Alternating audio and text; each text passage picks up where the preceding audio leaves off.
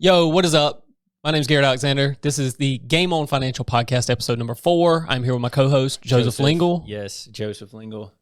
Yeah, take it from there. Yeah, I'm taking it from here. This is episode number 4.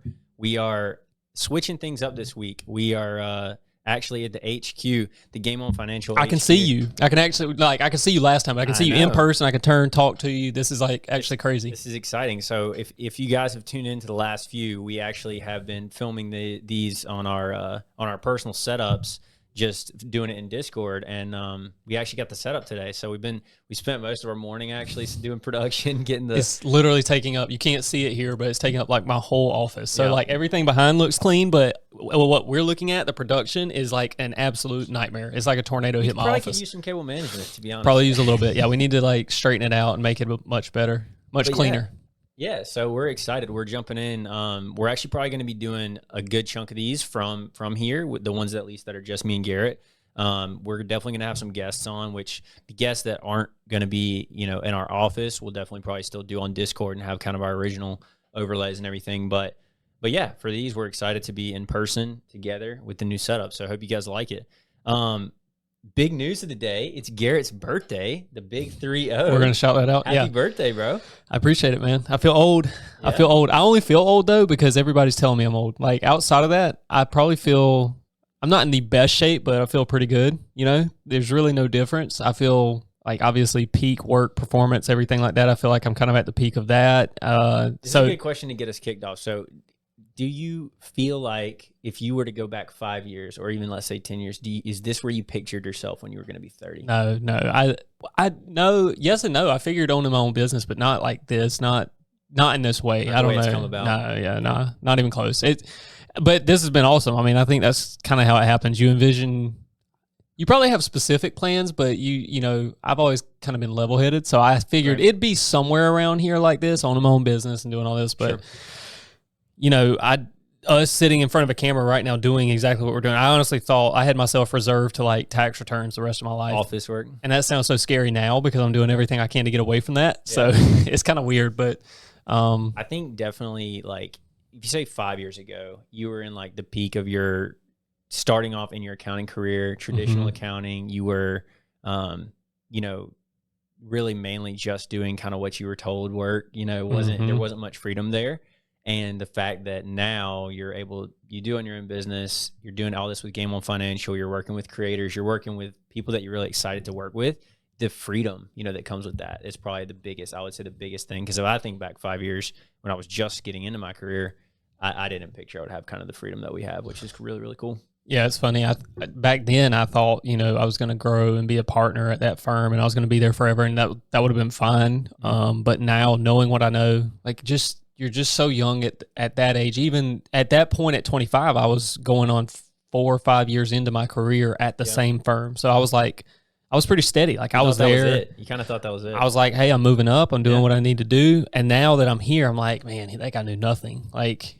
I wouldn't trade this for anything. I would not go back. What the experience I gained was obviously crucial, and I needed that. But now where I am now, I would not go back to another firm and do it like anybody else's way. Sure. I think what we're doing here is a lot of fun, and I wouldn't. Yeah, and for those listeners who may be tuning in for the first time, we did talk about in our pilot episode a little bit more kind of about background and kind of how things started, but I guess just to give a little bit of insight, this podcast is not going to be specifically about accounting or our accounting careers, just because that would probably be super lame. But I do think it's good insight for you, Garrett, just on kind of how that transition has happened and how Game On has come about and everything. It's definitely what we do day in, day out now is definitely a lot different than what we were doing. Yeah, I mean, you can relate it back to even the creators we work with, because ultimately I started effectively what was a job, and now I have my own business, and a lot of our creators started in a job, and it maybe didn't relate as well as mine did, because I'm still doing accounting just for creators now, but they work some kind of job, and now they own their own business. They set their own schedule, their own terms, they do what they want to do, and they set their daily priorities running their own business. And that's exactly where we came from. It was just a little different because naturally mine was a natural progression from doing accounting for all kinds of industries to now just doing it for this. Same for you. And now we just do what we want. We work with the people we want to work with. that's like a lot of our creators. They just get up every day and they get to create, and hopefully they get to do what they love. Some people feel probably resigned to a certain game or something, but Right. that's kind of like us. We're resigned to doing the taxes and stuff like that, even though this probably is what we would want to do most of the day. We just, there's a part of your day where you have to be super productive and do other things that maybe aren't as sexy. Yeah. But yeah, I mean, I think our creators can relate to that. I think a lot of the people we work with, that's a natural conversation to have with them, because you're right. It's not the exact same insight, but we can still bring the same insight of we're running our own. It's me, you, and then Jamarian. Shout out Jamarian. Shout out J-Man. Shout out J-Man. It's me, you, and him, like, against the world. And yeah, we have Melanie. We have a couple other team members, but yeah, you know, really that group, that core group of me, you, and him, we're the ones every day. Like, we come in and we knock it out, and that's what our creators do. And trying to grow that brand, I think, you know, you grow our brand in the same way that a lot of our creators are growing their brands. I think we can connect on that, and it's super fun because I feel like we can relate to them in that way a lot, which is really cool. Since we're on the topic, just to being that we're at the HQ, we're at the Game On Financial HQ in your office. Just like a little bit about the building, a little bit about what's going on here. I mean, for the listeners who don't know, and I don't know that we really got into that much in the first episode, how did this come about? Because obviously you did start your own business. Game On Financial has only been around for going on 2 years this year. Did you guys buy this building? How did all this kind of happen? Yeah, we bought the building. So we bought another firm here we're in Savannah, Georgia. So we bought another firm here, small firm, probably $250,000 to $300,000 in revenue, which for an accounting firm is small size relatively. There were two other partners that we were buying from, two older gentlemen, and bought them out. And part of the deal was we're buying the practice, but we're also buying the building itself. So we ended up with this building. And the building is great, but it needed a lot of work. We're still working on a lot of these things. In fact, everything you see behind you, Joseph and I worked on, or behind us, Joseph and I worked on December? Yeah. November, December last year? Fall. Last fall. And I mean, you've renovated this entire room. I mean, just this room though. Like the rest of the office looks terrible still. You know, we've probably, like, the individual offices themselves look good, but if you walk in the hallway, it's still like under construction. It looks terrible. But this, like, I was really proud of this because even minor cosmetic things like the plant behind us and stuff like that, we have it all throughout my office, and it looks so much like it's so much more inviting than it was. Definitely. That took up so much time to get all that done, and that is in addition to just doing the regular business stuff we were doing and all the things like working on the business itself. Yeah, it's a lot, man. The interesting thing too about it has been is like it's tough because for those of you guys listening who may know us or work with us, you know that we're completely remote, right? Most of our content creators are in other states. I don't even know. We might have one or two content creators that are actually in the state of Georgia, but for the most part, our creators are in other states. They're, you know, we're doing all remote calls. We're doing all remote meetings. And then, you know, everything's happening via Discord, email, things like that. So there hasn't been a huge push to really do the office up and renovate it because we're just not really using it for in-client meeting or in-person client meetings. I've even worked from home a lot. Like recently I've been at my house because my setup there is, you know, it's easy for me to roll out of bed and literally get to my setup and work and be productive there. Right. But yeah, I think the goal is eventually to do it up and, you know, hopefully as we grow, we'll probably grow out of this building. I think we have 6 team members now. One is fully remote. So really only 5 that come in. You've been working from home some. So I think eventually we'll probably scale out of this building, but I think we'll have to. I think it'll come sooner than we think because, you know, Druva going remote, that was a big thing. That freed up an entire office. But before then, we had like one left. And we already had, you know, both of our interns sitting up front, basically playing like receptionist role. So if we hired a receptionist and we get them out, we only had one place to put them and they would have had to share an office. Right. And so like we were already on the brink of having to, or of outgrowing the space, right? Unless we consolidate offices, you know, for example, if you and I shared this office or whatever, which is feasible, but I mean, we don't want this to be a place where people come in and they feel like confined to one little space and they have to work alongside, because that's where we came from. You know, we were in a bullpen. We called it the bullpen. But we were in a spot with like cubicles, and it was like, is the cube farm. I mean, there's like just everywhere. And we had older generations. So we had, you know, we had 3 ladies who were in their 60s, and then we had me, you, all young guns at the time, like brand new to the scene. And that's a bunch of like personalities clashing. And then we had some middle of the pack, like people who'd been there for, seasoned vets, right? And we were the youngins and they were the seasoned vets. And then we had some older ladies who did a lot of the bookkeeping work. Right. And that's like all that combined into like a melting pot of, it wasn't that much chaos, but at the same time, like looking back, it played out like The Office. Like when you watch The Office, I sit there and I could point out like people in the episode who were like the others. It's hilarious. I think it definitely sets though kind of a precedent or like a culture when you're like that. Oh yeah. Versus like having your own space and everything. I know for me, it's been super nice here. I have my own office where I can take calls, close the door, and just kind of lock in. Versus that cubicle kind of setup, which I'm sure if we get big enough, we may have a building that has cubicles in it, but we're really trying to break out of that kind of traditional accounting firm mindset where it's like, so like cram as many people in there, all at a desk, do as much work as you can. It's miserable, man. Yeah, it's miserable. It's and even on a Saturday when it's quiet during tax season, there's not a lot of people there. You're in like this big not open, but this big like cube farm, and you may be like one of two people there, and it's like a ghost town, but at the same time, it's so just a different environment. It's so corporate, and it feels cold. Right. Dead. I don't know another way to put it. For sure. Yeah. But yeah, I mean, that's just a little bit about kind of us, about the background of the building and everything, since now you guys are going to be seeing this scene probably a little bit more often. Hopefully shoot some other kind of content out of here.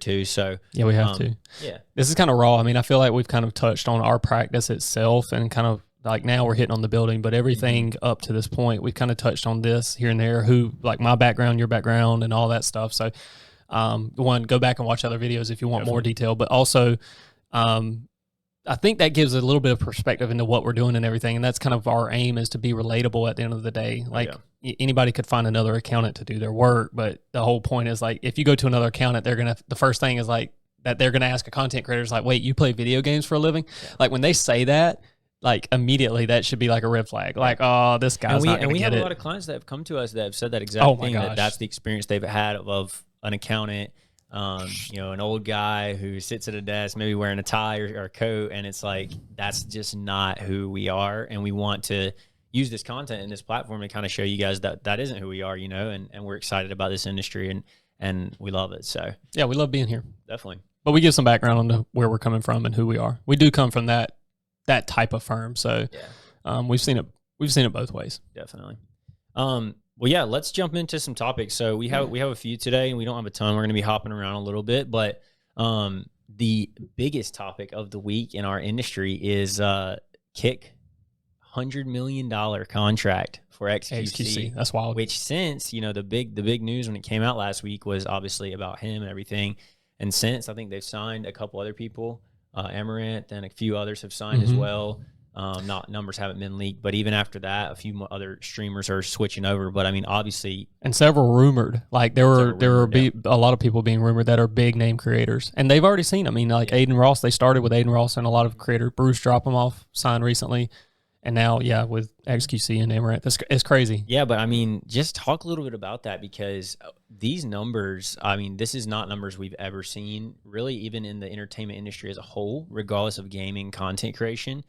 I mean, this is like groundbreaking for our industry. Just like initial thoughts. I mean, me and you haven't really even talked about this very much. We haven't. I think so two things on that. I think one, people are like numb to it almost, just because there's been a lot, especially on Twitter, because we're pretty active there, but on Twitter, there's been a lot of activity around it and people talking about it. And one graphic that I saw was like comparing it to, I think LeBron James had a 2-year extension, and it was $98 million, and XQC signed 2 years for $100 million.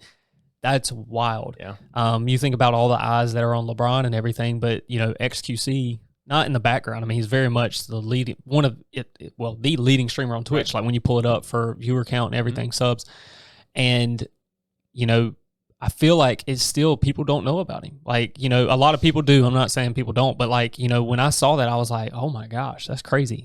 Because you think about it, everybody knows LeBron. Like he's such a popular name. He's been in a movie. He's obviously in LA, so he's doing things big now. But and live streaming in general is its own subculture. And I think the people that are in it, obviously we're in it, but I think a lot of even the content creators and stuff who maybe don't stream, but they create YouTube content around gaming and, you know, some of these subgenres.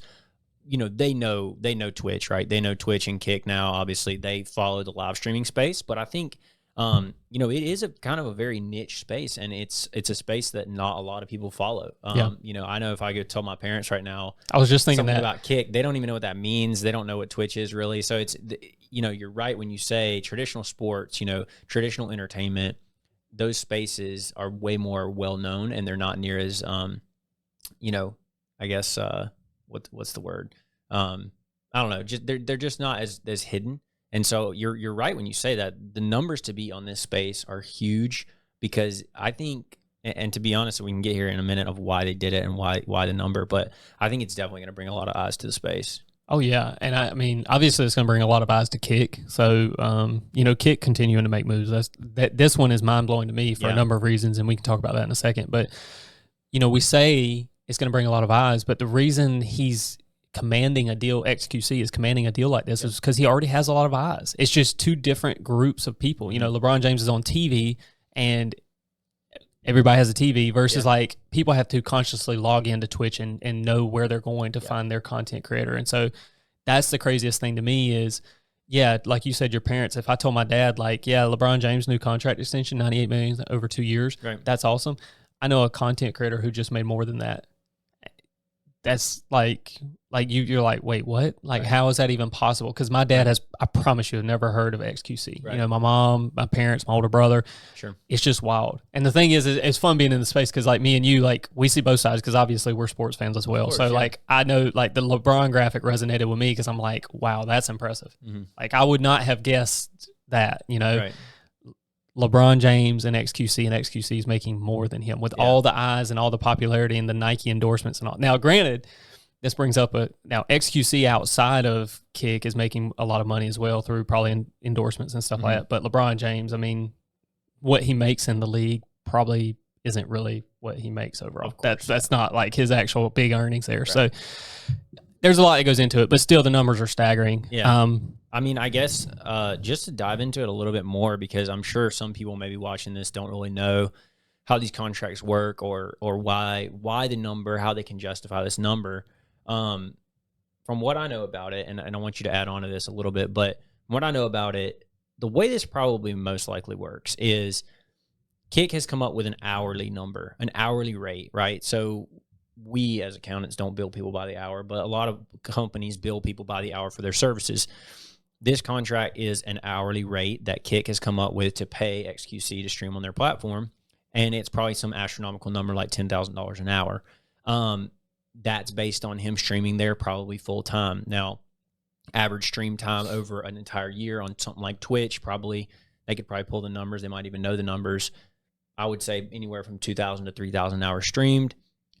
They take that number, they come up with what the total would be over the years, and that's kind of where the number of 100 million comes from. Now, the interesting thing here is this contract is not exclusive. And this is a really interesting thing, because that's been a lot of what we've seen with Twitch coming out about exclusivity, no co-streaming.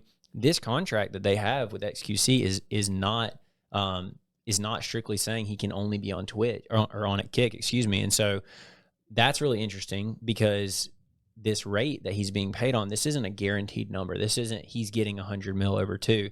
This is he's going to get that over 2 if he streams on Kick, right? And minimum amount. Yeah, he'll have a minimum level of streaming hours he's going to have to put in. Sure. But it's not exclusive. So like, if once he hits that cap, if he, for example, if it's 40 a week, he hits the 40, he could then stream whatever else, because he streams more than 40 a week.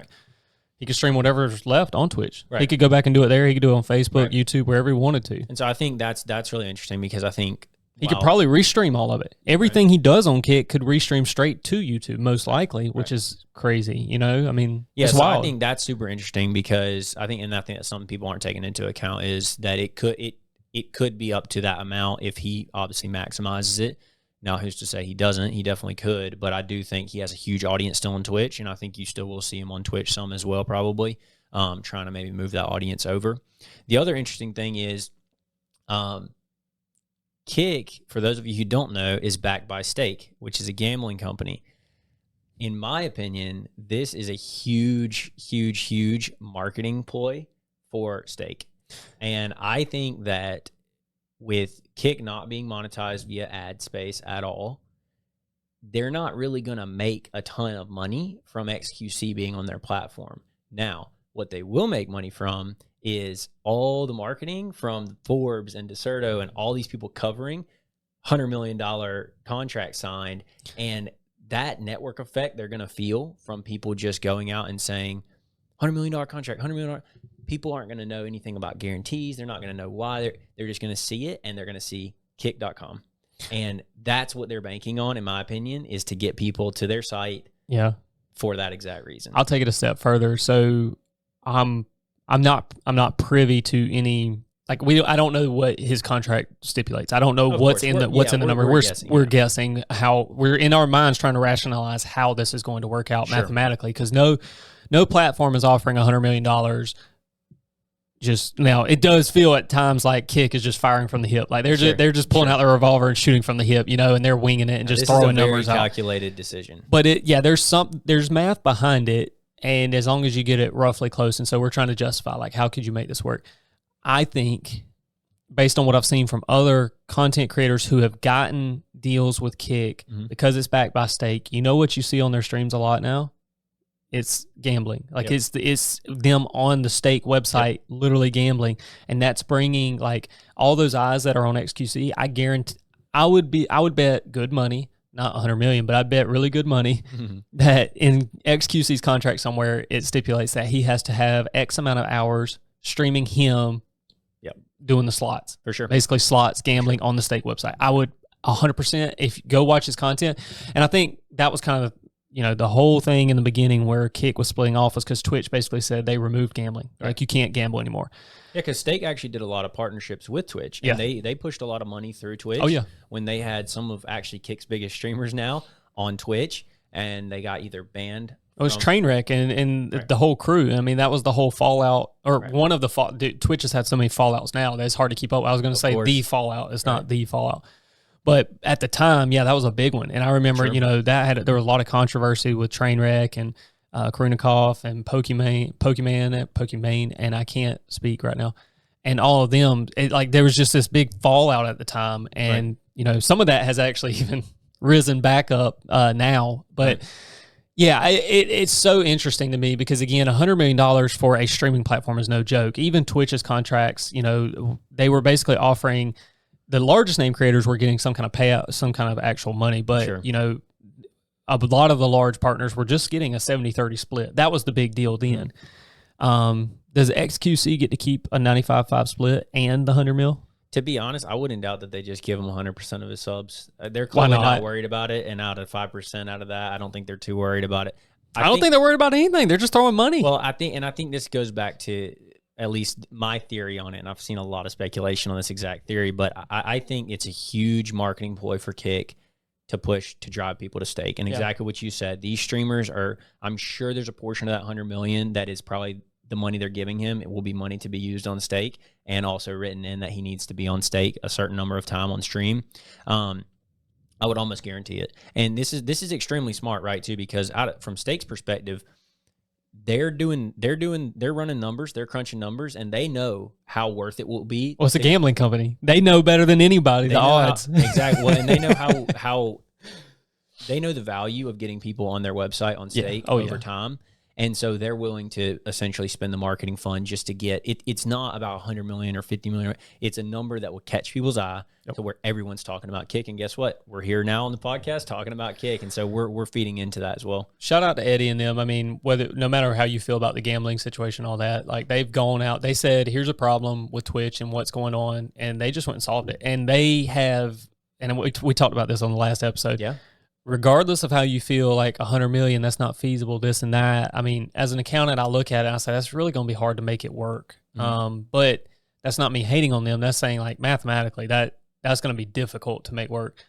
But, damn if they haven't put their money where their mouth is. Yeah. Like, they have literally, they go into other people's streams and give 50, give 100. Eddie's in there all the time. There's nobody else that wants this to work more than Eddie, Trainwreck, all those guys. They're still pushing marketing as hard as possible.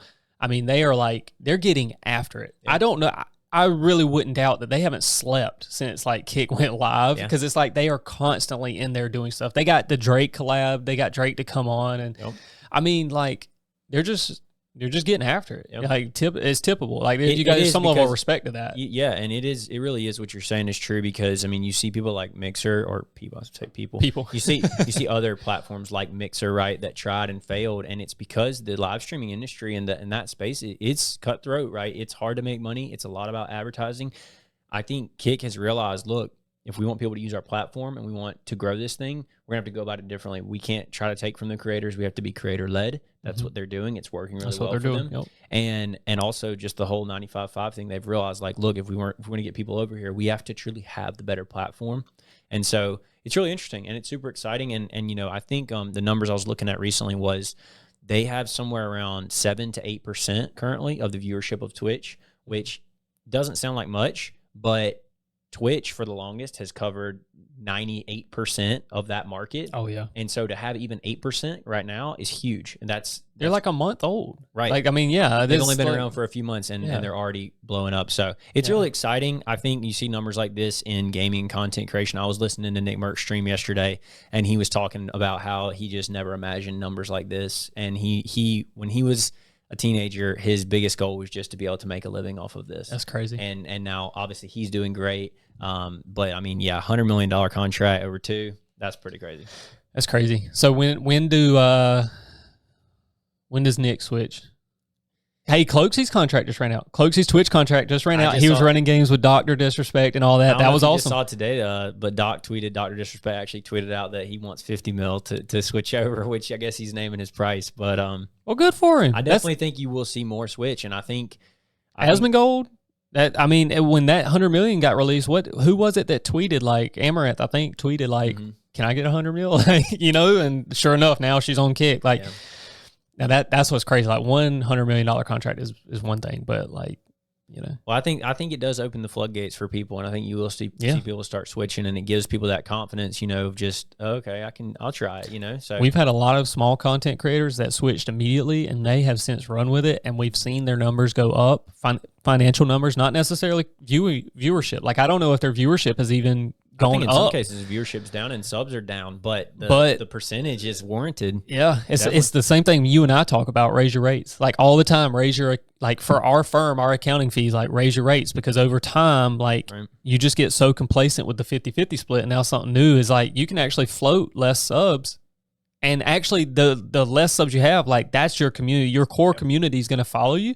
Now you have just your core members, and Ninja talked about this one time, is like the 8,000 concurrent viewers he had, because he was catching slack. You know, he was streaming to 60, 70, 80,000 people, and then he had 8, and he's like, these 8,000 people are like people who have followed me most likely from the beginning. Like these are my core people, my diehard. And he's like, that's who I want to, that's the people I want to cater to, right? And you see that with the smaller creators. They have their communities, and maybe they're 500 on Facebook or wherever they're coming from, and now they're like 400, and you're like, dang, you know, down 20%. That's a lot, but your sub revenue is up. It's like, that's good. That's a good thing. I think a big part of it is to the non-exclusivity, because I think that's one area that Mixer kind of failed, was when they tried to do that. It was obviously exclusive for Ninja to be on there, and you know, while the people who are diehard realized, oh, he switched, they followed the news, they knew, and they just went over there. The people who didn't are like, where's Ninja? You know, Ninja isn't on Twitch anymore, or whatever. Yep. I think people will do really well by going live on Twitch, getting, you know, their 1,000 concurrent, or even if it's 100 concurrent, and then saying, hey, I'm going live on Kick, and switching them over and actually pulling them to that platform, which is what Kick wants, right? They want you to pull the viewers. They don't want to shut it down and just make you switch. So I think with XQC, these other people who are going to probably be doing both, I think you're going to see that a lot of people multi-streaming and probably going live on Twitch and then pulling their viewership over. Yeah, Big E and them were talking about it in theirs, and I think that's kind of part of the transition is like in their podcast, Kitcast.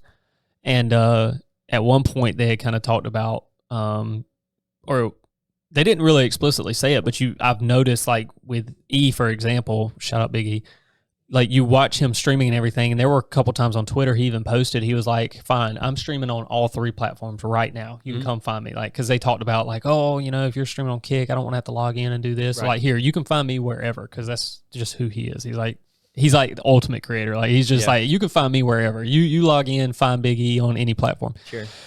But like that's in essence him. It's a good decision on his part because he's getting that crowd over there. Like he's showing everybody like, look, It's discoverability, it's right? discoverability. You can do it here. You can do it there. You know, at the end of the day, your content is what matters. Mm-hmm.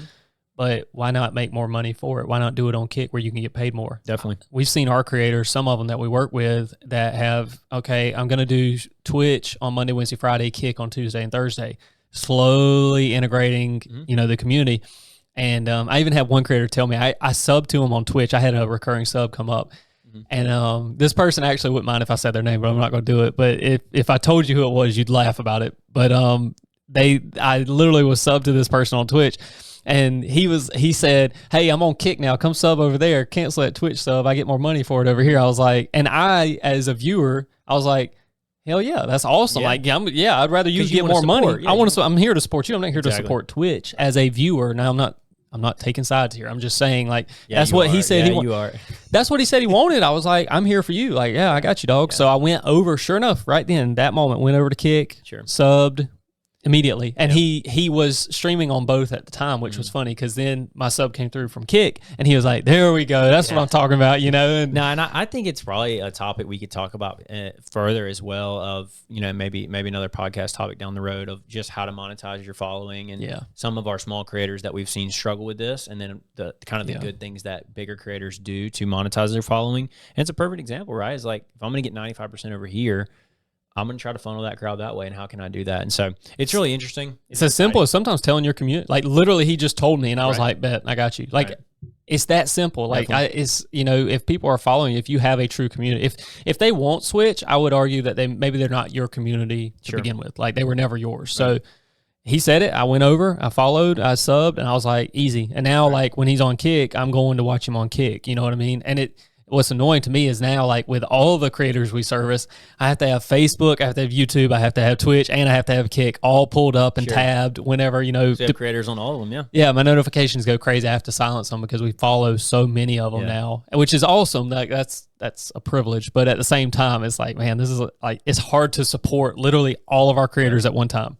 Yeah, that's another good topic too is Facebook. I think probably a good chunk of contracts are coming up here in the fall. And I think you might see some of those Facebook creators switch over as well because they've done really good there over the past few years. But I think some of them will probably even be switching to Kick as well. I know for a fact some of them have said they were like bigger names on Facebook who were like OGs getting big contracts. They have already come out and said like, because Facebook is basically like they're dismantling. They're dismantling. They're shutting down effectively. So the gaming part of it, the gaming, not Meta itself. That's going to continue. But yeah, that's kind of the wrap on that. We'll put a cap on that and move on. But super interesting. It's super exciting for all the creators out there who are trying to make it big and maybe who are already doing pretty well. Our advice would be get out there and try it. You know, make a Kick account, stream there some, multi-stream, try it because discoverability, you know, it's huge for growth. So we had a content creator. Yeah, I'll say this to cap it off. We had a content creator. I was literally telling you the story earlier. She was hosted with 5,000 viewers last night. And I'm not saying that wouldn't have happened on Twitch, but because Kick is currently still such a smaller community, when one of those people that is carrying a large following ends their stream, they don't have as many people to choose from to host. Right. And so she ended up getting it, which not saying she's not deserving. I'm saying she may not have gotten that opportunity on Twitch just because Twitch is saturated. There's so many. And so she got it, and I was super happy for her. It was awesome to see. She was super excited because, you know, if you're streaming to 50 concurrent viewers and you get 5,000, that's huge. That's awesome. And so that was a lot of fun to see. And I think I will say that one reason that happened was because she was on Kick at that time. So that was awesome to see. Yeah, super exciting. What's next? Next on the topics is COD Champs. I mean, you know as well as I do, we have a lot of COD creators that we work with. Oh, man. Why is this? We could talk an hour about this topic. Yeah, Call of Duty is big in our hearts. We love Call of Duty. Played a lot of Modern Warfare 2 this year. But yeah, COD Champs was last week. New York Subliners take the dub. Did you watch? What did you think?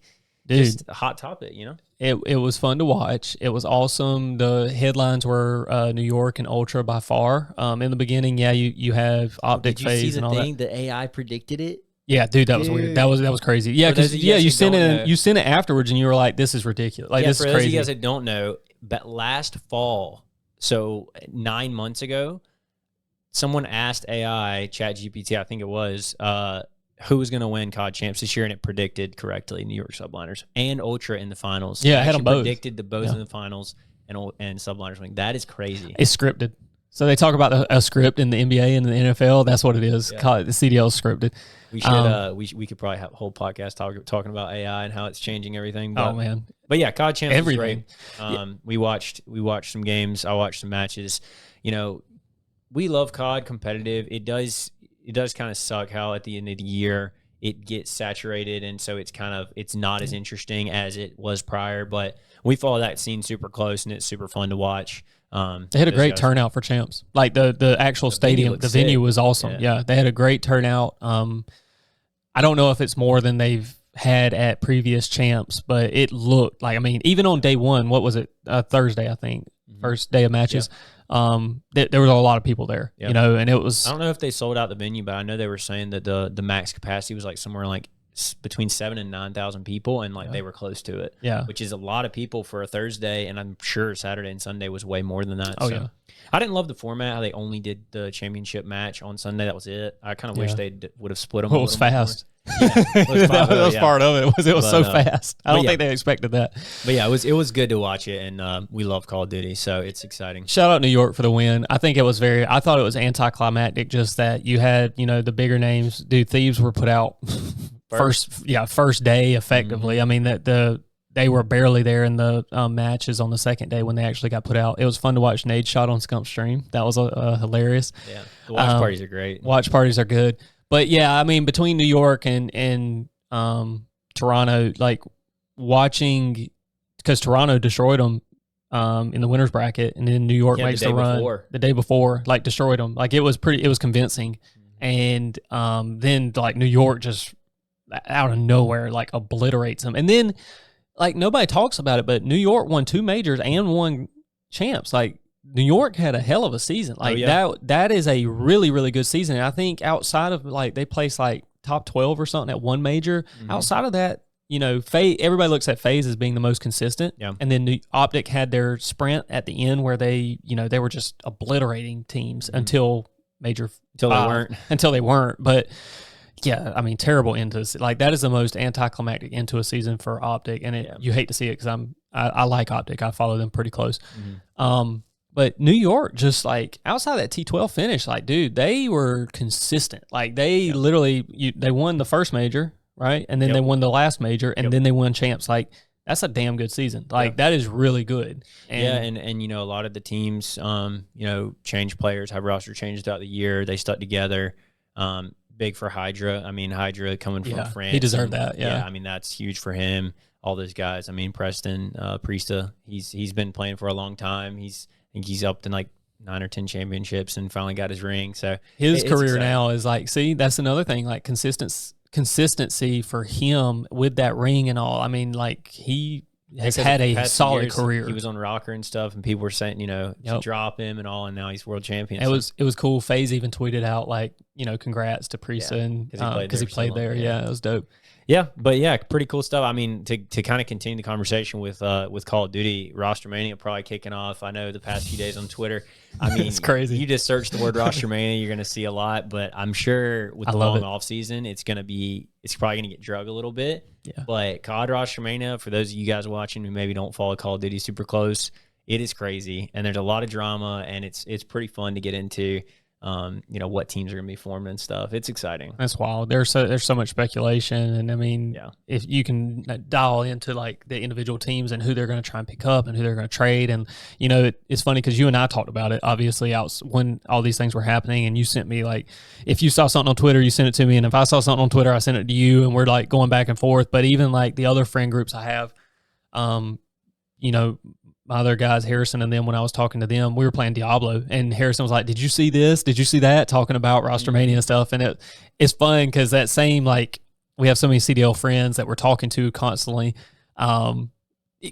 hearing them get excited about it, and maybe they know something I don't, and it's a lot of fun. I love Rostermania. I think that drama around COD is one of the reasons that the esports still does well. And even though, because of the game and is the way it is, and they've had so much other struggles outside of it, I think that drama is what keeps people involved. And it's good for the space because esports in general, as we talked about on last week's episode, it needs that. It needs some drama surrounding it and some content. Kudos to Nate Shot for saying exactly what you're saying, because when LA lost to Ultra, and Scrap got up there and he was just mad talking, and Nate Shot was like, you could tell he was furious, but he said, that's what the sport needs, and like kudos to they showed up, they play better, they just beat us, and so I think, because I'll tell you this, I don't want to dive too deep into this, but I've watched Nate Shot for a long time because he's an OG. I mean, he's been around for forever. Yeah. And he wouldn't have done that like 5-6 years ago. I don't think he'd have done that. He would have fired back. And now he's like, you can tell the maturity level is on. Sure. He owns a business. He knows that. And he's like, for the betterment of the sport overall, that is good for it. And the league needs that, even though you could tell it was burning him. He wanted to like fire back. He was like, "Oh, this guy," you know. He was on the receiving end of it. I love it, man. You're right. That drama brings the aspect to it that really keeps it going. Because the core group of fans, if we didn't have that, I mean, we're just watching, we're watching glorified rank play, and it's not that. It is like these players have stories to them. Like Clayster is obviously one of the most storied ones, and I'm interested to see what happens with him and all that. Right. But like these guys have been, Priesta they've been around a long time, and like the drama they have in between, like once you start getting into it and you read into it and you start realizing like these guys have been beefing for years. Yeah. Well, and I think, those storylines are what have developed over traditional sports for so long, which is why teams, people love the teams they love. And, and obviously with esports being young in general, but definitely with the Call of Duty League being young, and even in CWL days, we're talking about it's only been around 10 or 11 years, 12 years, 13 years. It growing over the years and having that drama in those players, I think it's good for the sport because it's getting people ingrained in it. And even with people retiring like Scump and Crimsix and stuff, they're still involved in the scene. They're making content around the scene, Zuma. And so, it's what the esport needs. It's what COD needs. And, it's exciting, from us being in the space, doing what we do and working with creators around it. It's good for us to see people involved in it, going to events, right, doing stuff. Actually, that's something we'll probably talk about in a minute, but that we want to do more. We were actually planning to go to the New York Major this year, and it got canceled. So, where'd they have it? Ohio? Yeah, it was Columbus. It was no fans. Actually. No fans, but they had it in, I think, or was it? I think it was Columbus, but it doesn't matter. Yeah, it was. That was a bummer. Yeah, we wanted to go there. We actually changed the tickets and all to TwitchCon. We were fortunate enough that the hotel, the flight, all that, we were able to change over. So we just basically rolled that right into TwitchCon. But really bummed about not being able to go because that scene is not. And this goes back to like doing what we love and serving people in the space that we like to be in. Is like, I was excited to go because is it good for business? Sure. Like we get to go meet and greet, shake hands, all that stuff. That's always great. But I just wanted to go watch. Like I love just getting, like I was so excited to just get to go watch because we play rank play. We're doing all these things constantly. Like me and you are playing all the time. We're following the content that these people are putting out. And so just to get to go to watch, like even if we didn't say the first thing about who we are or what we're doing, like it would have just been fun to be there. Definitely. And I'm excited. Like next year, I was telling Joseph, I don't know when it was, but I was like, dude, we're going to every event next year. Not every event, every CDL, every major next year. Because like, bro, they had didn't they have major one in Charlotte? Yep, Charlotte. Why didn't we go to that? Raleigh, it might have been Raleigh. I think it was Raleigh.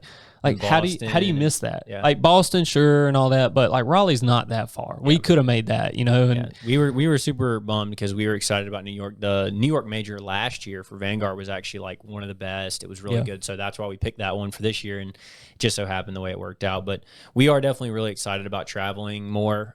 We will be at TwitchCon this year, as you said. That's super exciting.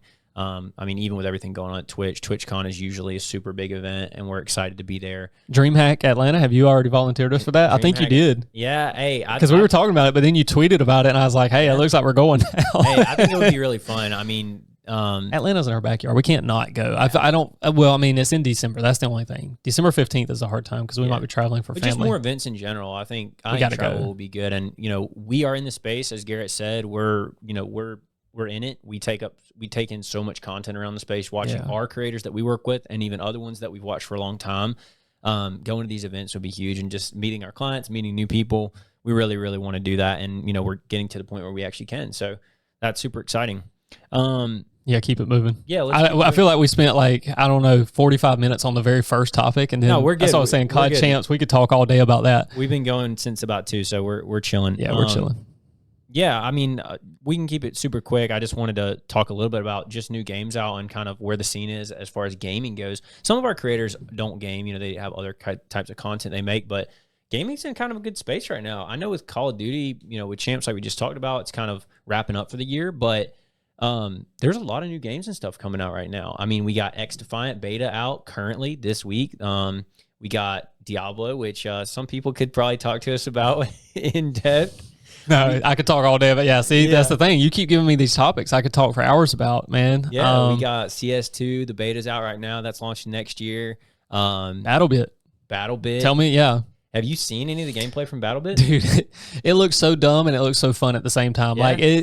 Shout out to I don't know if you know the story about it, but the creators who they said, we just want a game that feels good, like that a first person, an FPS that shoots good, feels good and all that. And they were like, we don't care about the graphics. And now it's like they're almost memeing it, but at the same time, it looks fun. The most purchased game on Steam, most downloaded game on Steam currently with 50,000 something. Yeah, whatever. That's awesome. It is. Yeah, it's and super it looks exciting. fun. It looks really good. I would actually go download it just because it looks kind of just the gun and there's something about shooting. I think this is what Destiny and Halo were so good at. The gunplay. The gunplay is just so good, and that game it reminds me of not of those games specifically, but it just reminds me of a game that with good gunplay. It just feels satisfying to shoot. I don't know if you saw the Halo tweeted out a teaser today. What are they teasing though? What are they teasing? Because people are about to be pissed if it's not a BR. Yeah, people think it's a BR. I think they said 6/27, which from today is 5 days away. So we'll see what it is. But, is it that soon? Really? Yes, that's the date that they tweeted. I didn't even see that. Okay. Yeah, so we'll see. Wow. But I say all that to say, it's just topical for us, is gaming is in a pretty good place right now. I mean, I know Call of Duty is down, and people are upset about that with Warzone and all that stuff. That's kind of its own topic. But with all these new games out, it is exciting. It's cool to see that other developers are putting stuff out. I think X Defiant is going to be a really good game, backed by some good people. Obviously, Diablo has been super fun. You've enjoyed it, and your friends have really enjoyed it, and some of our creators. It's just exciting, man. Yeah, I mean, the people, you can tell the Ubisoft and the creators, former CDL pros and whatnot, that the people who are actually in there helping develop the game, you can tell that they're super excited about it, because they basically just came out of the blue and said hey, we're opening it up again. We want y'all in here playing. And they're super responsive too. Mark Griffin, who's developing, and Aches and those guys, they're tweeting the past 2 days that it's been out with the beta. They're tweeting constantly. They've already got a full year of content. Yeah. They've already laid out here's what we're releasing throughout the next year, which is crazy. I mean, and you look at that, when Activision says stuff like that, not to hate on Activision, but when they say that, it's well, why can't you just put these things in the game now? But with these guys, it's they're trying to do something different and all that. So I think they're awarded a little bit more grace. And it's hey, over the course of the year, the game is going to get better. But they've come out and basically said there are probably bugs and stuff like that, but we want you guys in there playing. We're going to open the beta back up. Y'all get back in there and play. And that's awesome. Definitely. Kind of with Kick, you just see all the, now those CDL pros are taking, they said, here's a problem with traditional, how Call of Duty is being released. The direction that it's going. The direction it's going. They said, we're going to do this. Whether it works or not, we'll see. But same thing with Kick. They said, here's the problem with Twitch. We're going to do this. And it's creator-led. It's gamer-led. These things, this is brand new. You didn't see people doing this, but now these content creators, these gamers, these people that are taking this initiative, they actually have the money and the resources to do it now. Yeah. And I think studios are becoming open to it. Ubisoft is saying let's do it. We've even seen it, not with any of these games we've named, but we've even seen it with clientele from us, right? We have, I think we have upwards of going on 5 game developers as clients right now. Yeah. With other new games that, are obviously unreleased, which is super exciting. I mean, I agree with you. I think there's more money being put into the space. And, while the esports conversation that we had last week is kind of a different topic, gaming is still huge right now, and it's growing, and it's exciting. It's fun. For us, as we are gamers and we love to game, it's exciting. Yeah, I love it. Yeah, I mean, you're right. Gaming is in a good place right now. I love it. Diablo, alone, as like I was telling you the other day, in 15 days they've released 13 updates. Yeah. You know, in the first 15 days. I mean, it's more than 15 days old. And that's what it takes, man. I mean, you look at a game like Fortnite that still has people playing it to this day, 6, 7, 8 years later after its launch. It's because they update the game. You know, it's because they're constantly on there. They're updating the game. They are, you know, putting in the time and listening to the community. I mean, I would even say Apex, which I've been playing some recently, same way. Respawn listens to their community, and they update the game accordingly. So it's exciting to see. And like I said, as gamers, we love it. I love it. Yeah. I'm going to keep us moving because we only have a few more minutes. We're trying to keep these around an hour or so. Last section is our Q&A section, and this is where we are going to be a little bit more on the accounting and what we actually do. But no, this is a Q&A section for those people who maybe have tuned in and are interested about some of these things. We get these questions a lot. I'm going to kind of spit these off to you. I want you to give some short answers quick, and we'll kind of roll out of here. So one question we get all the time from creators that have an LLC, probably somewhat developed business, they're making a decent bit of money, is how do I pay myself? Do I need to have a paycheck or a salary? Like, how am I supposed to pay myself from my quote unquote business? Yeah, that's a good question. A couple factors. So the first thing is, you know, how is your business being operated currently? Do you have an S corporation? And when I say that, that can be scary, because your mind immediately goes to, am I supposed to, this and that? It's as simple as, do you have one or not? If you have one, you should know that you have one, and you should have an accountant if you have an S corp. If you don't have one, which is where most creators, I would say 90% of our 95% creators that come to us do not have an S corporation.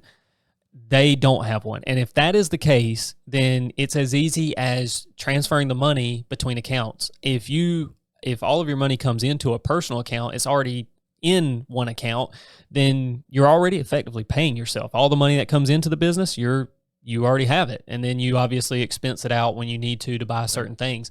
But if you have, and this is the route I would probably say you need to lean towards, if you have a separate bank account, a business bank account that all of your content creation money comes into and you pay all of your business expenses out of, then at that point, you know, that is a great question of, how do I pay myself? Well, again, it's as easy as transferring money from that account to your personal account. Right.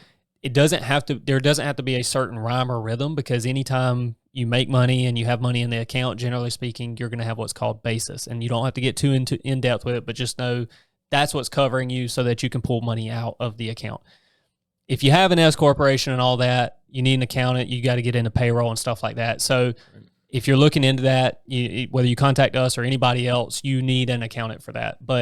And you touched on a good thing too. I just want to add on to the separate bank account thing. Even if I pray that creators listening at this point and this helps them, even if you don't have a separate business bank account, if you just have a separate bank account that everything that happens for content creation is related to, that is so crucial, because when you do go to an accountant or you are trying to gather your information for tax purposes, it's all in one place, it's all together. And we could get into the weeds of why to do that. There's plenty of reasons, but keeping that stuff separated out is crucial. And again, like Garrett said, just transferring that money to yourself is fine at the beginning. It gets a little bit more complicated as we go. But yeah, good answer. I'll say for having a separate account, what we're trying to avoid is commingling. That's the crux of the issue. And if you think about it logically, if you have a separate... What is commingling? Well, that's what I was going to say. Commingling is when, and I was going to get into this, when you commingle funds, you have your business and your personal stuff all in one account. I'm glad you delineated that, because I honestly, we think these things are so simple, we don't go into it, but Garrett. I don't know what does that mean? So I just said delineated, and I know that Jamarian or Jake or whoever watches this video is going to give me hell about that. Garrett's bad about talking over people's head. He's so smart. He's 30 years old, I'm not guys. that smart. He's I'm not so that smart. He just... Yeah. So basically, when you have funds commingled, think about this. When you come to me, and I'm just assume I'm your accountant, you come to me and you say, okay, here's everything for the year, and you give me all the printouts from your bank. You give me your bank statements, and it's everything. It's your personal stuff. You've probably got medical costs, you've got personal food, you've got your groceries, and you've got all your business stuff in there. One of two things has to happen. I have to go through and pull out what's business and what's not, or you have to do it. So in either case, it's a ton of time wasted. And you don't know what are business expenses. Like, you don't know, you're going to feel like, oh, I'm missing on deductions and stuff like that, or I might miss income. And me, I probably know what those things are, but now I have to cycle through and I have to say, you're having to pay an accountant to do that for you. You're going to pay me to do it for you. And so if, like Joseph said, you have those two accounts separate, they can both be, I mean, because the bank's going to delineate. The bank's going to say, like, okay, this is a business or a personal account.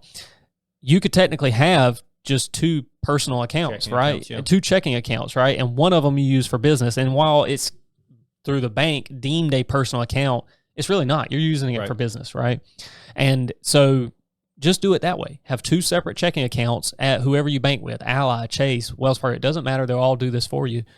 Right. Set up the two checking accounts. Run one for business, one for personal. And if you guys are listening right now and you actually take this advice, please leave a comment below because we would appreciate it. An hour into the podcast and you actually heard this and it was helpful to you because we're out here making content for you, baby. We're trying. That, Joseph, I will say that's the number one thing. When you do it, you do all the onboardings for the most part. Like obviously I hop on calls with people in the beginning, but then when I push them over to you for onboarding and you've seen it more than I have. Yeah.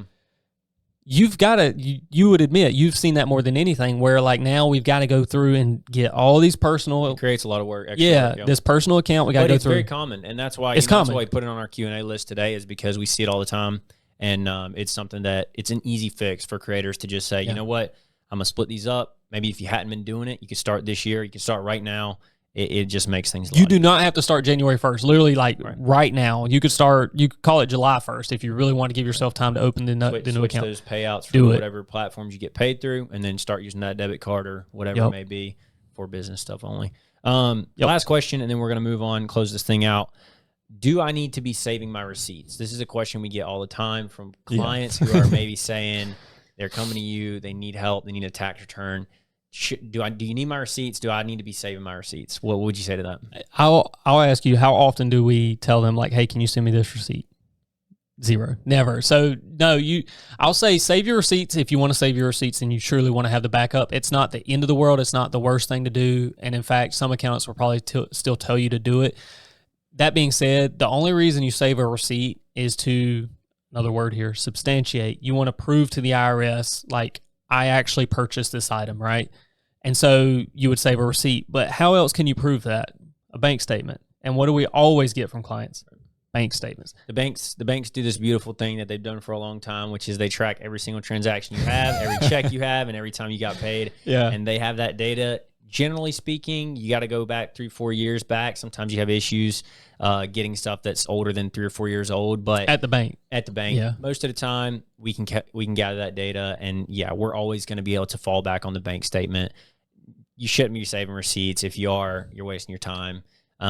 But it is a good question because we do get that a lot. And I think it can be scary sometimes for clients who maybe aren't sure of what they need to be tracking or not. A lot of our clients come to us, have stuff in Excel. Yeah. It's a lot of manual work. So anyways, that's one of the ways we help clients a lot is by kind of just automating that process. Yeah, I would say if you can, if it's on a bank. Now, the only reason and I'm thinking off the top of my head here, if you paid cash for something and that's not going to show up on your bank statement, then you may want to keep the receipt in that situation because who uses cash nowadays, man? Nobody uses it. I mean, really, like that's we joke about it, right, but that's what happens is like if nobody ever uses. I don't use cash. Like I have a little bit in my wallet because I think I have to pay for my haircut in cash. That's like the only thing, and that bothers me. Like I don't even like doing that. Yeah, that's probably non-deductible too. So. Yeah.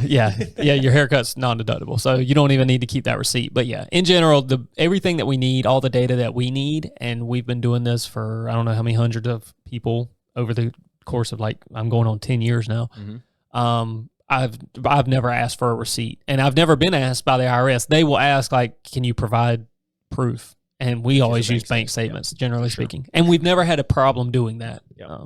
So that's going to kind of wrap us up for today. I know we kind of hopped around a little bit. We talked about accounting some. We talked about Call of Duty a good bit. Talked about gaming, but I hope this was informative. I hope it was educational for some people, maybe just entertaining at the very least. But we appreciate you guys tuning in. If you made it this far, drop a comment. We appreciate it. We're trying to grow this content for you guys. We're trying to subscribe. Yep. Subscribe, hit the bell. Hit the thumbs up. Yeah. And we'll see. We're YouTubers now. Look at that. Yeah, look at us. Right? We're in here. Yeah. We hope to do these live. Most of the time, we showed we're kind of experimenting with the office setup. I honestly thought this was a lot more fun. Hopefully, when we go to check the recording, everything worked properly because we tested it beforehand, but you know how things go. Yep. But we'll hope to do it from this location in the future. We had a lot of fun today. Joseph, do you have any other comments? I think we're good. You guys follow us on socials. All links will be in the description. Appreciate you guys for tuning in. Yep. Peace.